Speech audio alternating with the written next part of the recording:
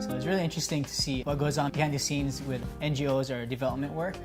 Just being there and seeing it at work, it really inspired me and made me believe in this program and the kind of success and change that it brings to these villages. I think the work begins for us now that we're back.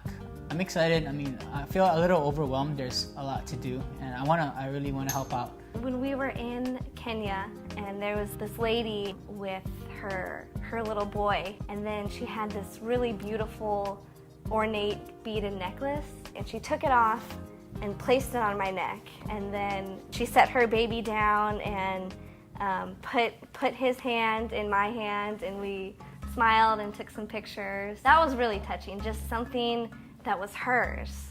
She didn't know me, we didn't exchange any words.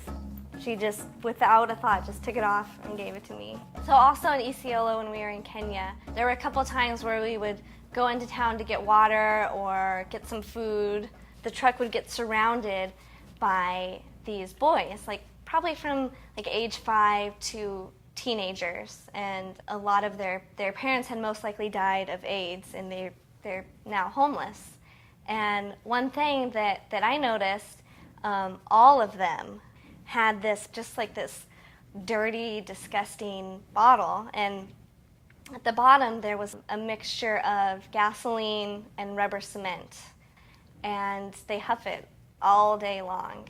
And we found out that it's because it suppresses hunger and it just numbs them. And just to find that out was heartbreaking. It really did affect me. Their image is seared in my brain. I will never forget that. And it was heartbreaking to see. It was really sad. They would ask us for money or ask us for bread, and they're just hungry, and it was very hard to experience and see that.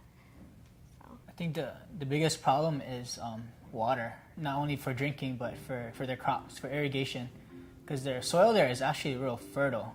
What irrigation they do have, it's not enough to keep a steady supply. With the current available technologies they have, some of it is costly too. Really, we don't have a whole lot to complain about. In the grand scheme of things, our lives are really good, and we're very, very fortunate for everything. Some of the stresses at work, it kind of makes it seem trivial compared to what others are going through.